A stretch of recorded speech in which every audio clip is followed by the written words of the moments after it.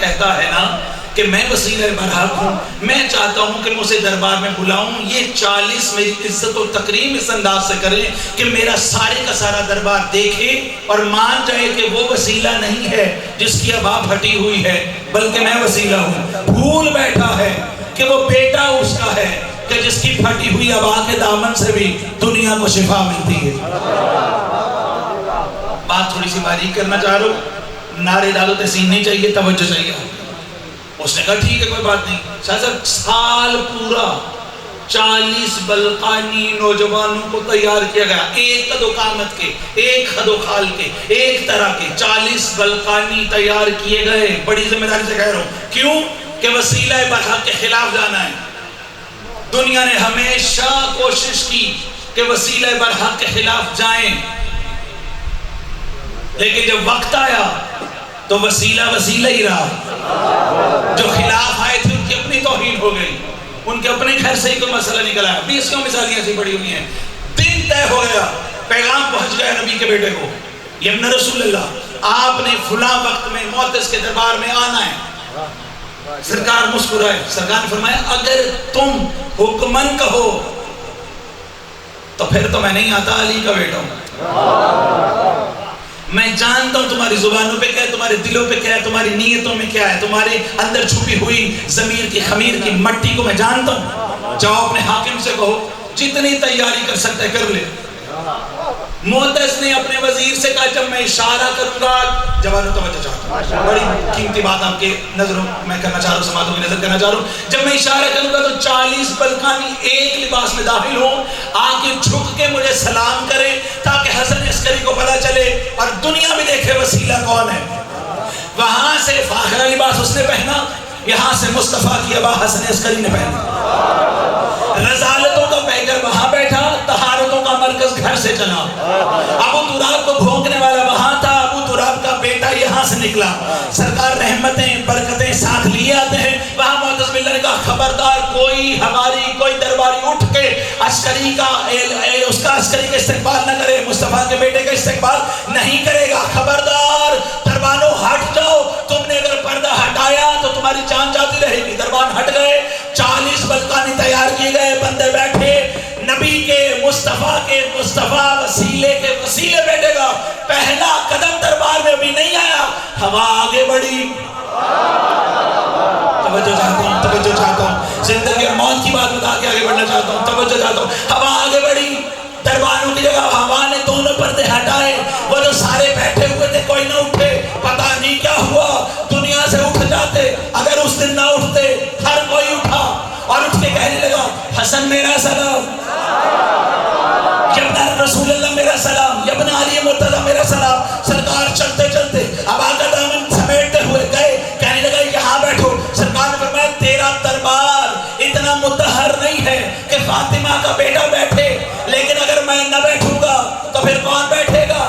سرکار بیٹھے، اس نے اشارہ کیا، 40 بلقانی اندر آئے، سلام انہوں نے کرنا تھا اس کا، جیسے امام کے چہرے پہ نظر پڑی 40 کے 40 چھوٹے، ہاتھوں پہ ہاتھ رکھے اور کہا ابن رسول اللہ ہمارا سلام، توجہ، ابن رسول اللہ ہمارا سلام، ابن علی مرتضی ہمارا سلام۔ لال پیلا ہو گیا، حسن عسکری گھر آ گئے، توجہ چاہتا ہوں، توجہ، حسن عسکری گھر آ گئے، اس نے وزیر کو کہا میں تجھے قتل کر دوں گا، یہ کیا ماجرا ہوا؟ ان 40 بلقانیوں سے پوچھا گیا، انہوں نے کہا قسم خدا کی تیری دولت پہ پلے ہیں، تیرے گھر میں پلے ہیں، تیرے محل کا کھانا کھایا ہے، ہمیں نہیں پتا، جیسے ہی اس کے چہرے کو دیکھا سمجھ ہی نہیں آئی، ہمیں پتہ ہی نہیں چلا، ہیبت ہی ایسی تھی، ہیبت ہی ایسی تھی۔ یہی تو بات ہے، سانپوں سے ڈرنے والی اولادیں جب فرعون کی شکل میں موسیٰ کو دیکھیں تو وہ بھی یہی کہتی سمجھ ہی نہیں آئی، پتہ ہی نہیں چلا، پتہ ہی نہیں چلا، ہمیں پتہ ہی چلا، کہا کاٹ دو ان کے گلے۔ 40 بلقانی جوانوں کے سر قلم کر دیے گئے۔ امام حسن عسکری کو پیغام پہنچا، سرکار نے کہا انتظار کرو، شام ہوئی، اسی وزیر کا بلایا، قسم خدا کی پتہ نہیں کہاں تک آپ وسیلے کو سمجھیں گے، مرنے کے بعد بھی زندگی مل جائے گی اگر آپ یہ جملہ سمجھ کے سوارت کر گئے۔ بلقانیوں کو قتل کر دیا گیا، شام ڈھلی، امام نے بلایا اسی وزیر کو، کہا تم نے جو دن میں کیا ہم اسے واقف ہیں، اب ہم بتائیں کہ ہم نے کیا کیا، جو ہمیں وسیلہ سمجھے ہم بتائیں ہم نے کیا کیا۔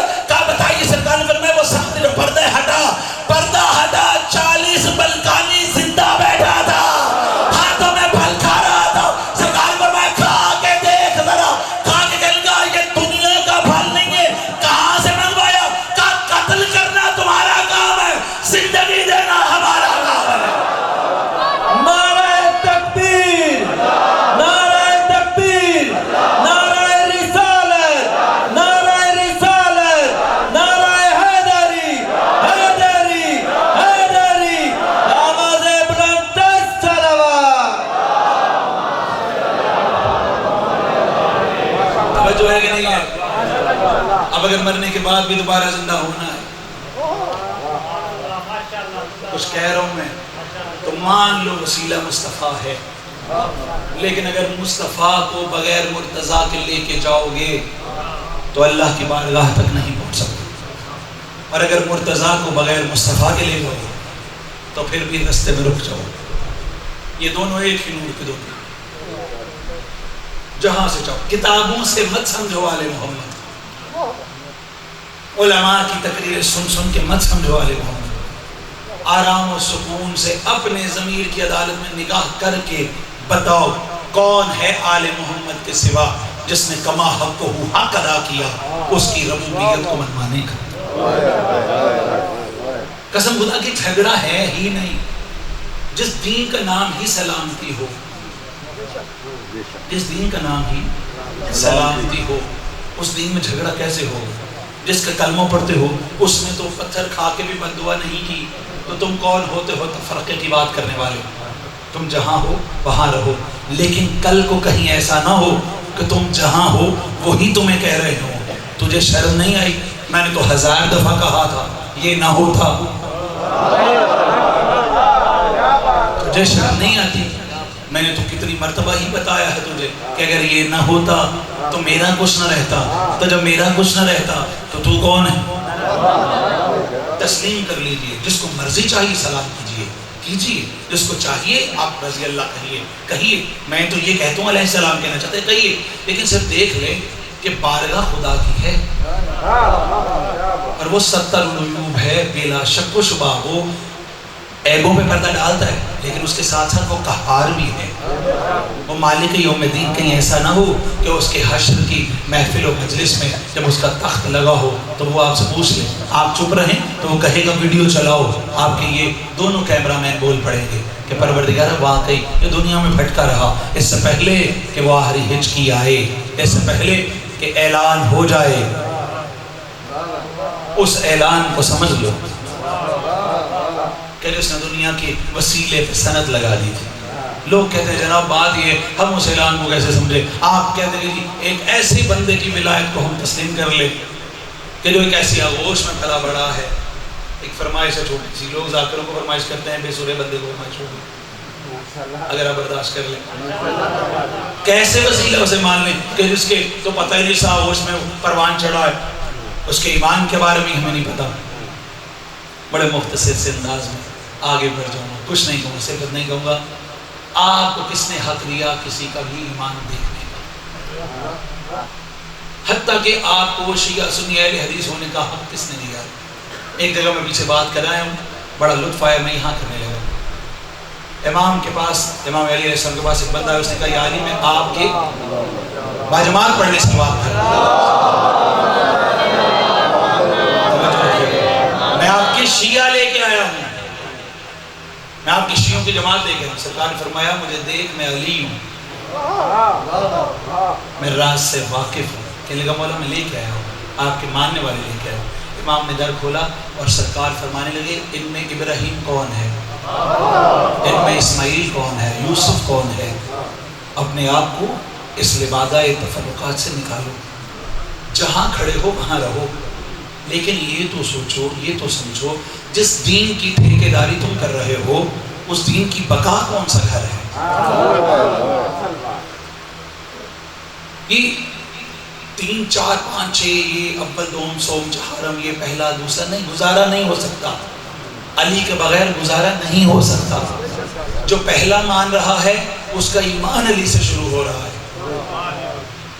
جو چوتھے پہ مان رہا ہے اس کا ختم علی پہ ہو رہا ہے. تو جھگڑا کس بات کا؟ بھئی اگر کوئی بندہ چل چل کے سوچ سوچ کے تکمیل ایمان کرنا چاہتا ہے تو اسے کرنے دو. علی کے بغیر گزارا نہیں ہونا، کسی صورت نہیں ہونا. کسی صحابی کا گزارا علی کے بغیر نہیں، ازواج مطہرات کا گزارا علی کے بغیر نہیں ہے. آپ بہتر جانتے ہیں، اسی لیے میں سے بات سنیں. حضرت عائشہ رضی اللہ عنہا فرماتی ہیں گھر میں بھوک تھی، جوڑی جیوے علی دی جس نے میرے گھر میں کھجوریں بھیج دی. توجہ تو آپ فضائل میں بہت داد دیتے ہیں، بڑی اطمینان سے سنتے ہیں. ماشاءاللہ اپنے گھروں کو آرام و سکون کو چھوڑ اب مجلس رائے حسین علیہ السلام سننے کے لیے آ جاتے ہیں، پیدل آتے ہیں، سواریوں پہ آتے ہیں. جب آپ واپس لوٹ کے جاتے ہیں تو اپنے آپ سے پوچھا کریں کہاں گیا، چھوڑ دیں اسپیکر سے کیا کہا ہے، ایک لمحے کے لیے غائب کر دیں، خالی آ جائیں، ویسے ہی آ جائیں. کسی روز کوئی میرا نوجوان کر کے دیکھے، بالخصوص اہل تشریف جو نہیں ہے وہ میرا نوجوان کو کر کے دیکھے. دروازہ بارگاہ کا کھلا ہی ہوتا ہے، نہ کھلا ہو دن کے وقت میں یا مجلس کے بعد رات کے کسی وقت میں آنا، ویسے ہی آؤ. یہاں پہ روشنائیاں بجھی ہوئی ہوں، لائٹیں بند ہوں، دروازہ کھول کے اندر آؤ، دیکھو یہ کس کا گھر ہے، یہ امام کی بارگاہ ہے. ویسے ہی تنہائی میں بیٹھو، ان بند دروازوں کو دیکھو اور سوچو کہ کوئی بات نہیں، صبح کوئی نہ کوئی سید آ کے کھول دے گا. چلو یہ نہیں کر سکتے، اپنے ہی گھر جاؤ. کہیں تمہیں شادی بیاہ پہ جانا ہو، اپنے سارے اولاد کو وہاں لے جاؤ. تمہیں اتفاق سے واپس آنا پڑ جائے، واپس گھر میں آؤ، اپنا دروازہ کھولو، 2-4 دروازے تمہارے گھر کے بند ہوں، بتاؤ تمہیں کیسا لگے؟ ہنسو گے؟ یقیناً تنہائی کا احساس ہوگا، یقیناً پریشانی کا احساس ہوگا، یقیناً سوچو گے کہ یہ کیا ماجرا ہے. آج بچی میری کھیل نہیں رہی ہے، پتہ نہیں بچے کب آئیں گے وہاں سے، پتہ نہیں گھر میں رونق کب آئے گی. اگر 1-2-3 دن لگ جائیں تم مجبوراً جاتے ہو روز فون کرنے کے باوجود بھی، اور جا کے کہہ دو چلو گھر چلیں، گھر بڑا سنسان ہے، گھر بڑا بے آباد ہے، آؤ لوٹ کے چلیں. شرم نہیں آتی؟ کبھی عقل نہیں آتی؟ کبھی نہیں سوچا جس گھر کا 1-2 دروازہ بند ہو، چند دن کے لیے بند ہو، اس کے بارے میں تو پریشان ہوتے ہو، اور جس گھر کے 40 دروازے بند ہو جائے، اور جانے والے اس طرح جائیں کہ لوٹ کے کبھی نہ آئیں. شریف سے شریف انسان جب جانے لگتا ہے نا اپنے گھر سے، تو اپنے گھر میں جو بچے مجھے انہیں بتا کے جاتا ہے، اپنے ہمسائے میں بتا کے جاتا ہے، چاچا، بھائی، ماموں، لالا، یار ایسا ہے، چاچی، چیمہ صاحب، باجو صاحب، ملک صاحب، میں جا رہا ہوں، آپ کی بھتیجیاں بچیاں گھر میں کے لیے، ان کا ذرا خیال رکھنا. ایسا ہی ہے نا. حسین جب گھر سے چلا ہے، مدینے کے کسی بندے نے کہا ہے کہ تو جا رہا ہے، ہم تیرے گھر کا خیال رکھیں گے. حسرت سے دیکھتا ہوں حسین میں، سیدزادو، حسین کو رونے والے، سیدو غیر سیدو، میرے سنی دوستو، تمہاری بڑی محبت، تم ایک سیدزادے کی زبان سے ٹوٹے پھوٹے الفاظ سنتے ہو. قسم خدا کی چپ کر کے کھڑی رہی ہے 7 سال کی حسین کی ضعیفہ بیٹی. مجھے میرے دوست نے حکم دیا 2-4 مسجد لے، اس کے بعد میں مسائل کی طرف آ جاؤں گا، لوٹ آؤں گا، اس مسجد کی طرف مجھے جانا. کتنی ہمت ہے دنیا کو بتانا ہے کہ وسیلہ ہم، کتنا بڑا کلیجہ حسین کا. قسم خدا کی یہ حسین ہی. ہر کوئی آیا اور صغرا کو خدا حافظ کہہ کے جاتا رہا، لیکن روایتیں کہتی ہیں کہ جب اکبر نے کہا نا صغرا خدا حافظ، تو بڑا تڑپی ہے، بڑا تڑپ کے لیے تو بھی جا رہا ہے. میں نے سنا ہے بابا اور چچا اور اماں زینب آپس میں باتیں کر رہے تھے، کربلا جا رہے ہیں، کربلا میں یہ ہوگا. اکبر مجھے پتہ تو نے لوٹنا نہیں، تیرے بغیر بھائی بڑے پیارے ہوتے ہیں نا، بہنوں کو توجہ میری جانب رکھو، بس میں زحمتیں تمام کروں گا، ذاکر صاحب بتا. اکبر تیرے بعد میں کیسے زندہ رہوں گا، میں کیسے جیوں گی. بہنیں بڑا پیار کرتی ہیں، ناراض نہیں ہوتی ہیں، ناراض ہو بھی جائیں نا تو بھائی کی کمر دے کے پشت دے کے دعا کرتی ہیں، پروردگارہ میرے بھائی کو گرم ہوا نہ لگے. اکبر سے بڑا بھائی کوئی نہیں، صغرا سے بڑی بہن کوئی نہیں. ہاں صغرا میں جا رہا ہوں کیونکہ اگر میں نہ جاؤں کربلا مکمل نہیں ہوگا. اچھا جا تو رہا ہے، قدیم میرے بزرگ بیٹھے ہوئے ہیں، قدیم کے جملے. اکبر جا تو رہا ہے، ایک لمحے کے لیے یہاں اپنے پاؤں کے نشان لگاتا جائے. میں بھائی تیرے پاؤں کے نشانوں کو دیکھ کے جب تک جی سکی میں جیتی رہوں گی. اکبر چلے، شہزادی روا گیا، ننا سا معصوم سا پھول شہزادی کے آغوش میں. اماں کچھ لمحوں کے لیے مجھے بھی تو دو. شہزادی نے عرض کر دیا. اب بیوی کبھی گلا چومتی ہے، کبھی رخسار چومتی ہے. حضرت شبیر ہے، صغرا اب ہمیں اجازت دو کہ بابا آتا ہے تو لے لیجیے. حسین نے ہاتھ بڑھائے، شہزادہ نہیں گیا. حسین نے دوسرا پہلو بدلا، مالک آپ کو سلامت ہے، شہزادہ نہیں گیا. اب علماء یہ کہتے ہیں حسین نے اصغر کے قائم میں کچھ بات کہی، شہزادہ نے بہن کے پہلو کو چھوڑ دیا اور ہمک کے بابا کی طرف چلا گیا. بی بی کہتی بابا لے جا، لیکن بتا تو صحیح تو نے کہا کیا ہے. سید مظلوم کی آنکھوں میں نمی آ گئی. سید سرکار سید الشہداء تڑپ کے کہتے سغرا میں نے اسے صرف یاد کرایا بابا کیا کہا اصغر اگر تو مدینہ میں رہ گیا تو حرملہ کا تیر کون کھائے گا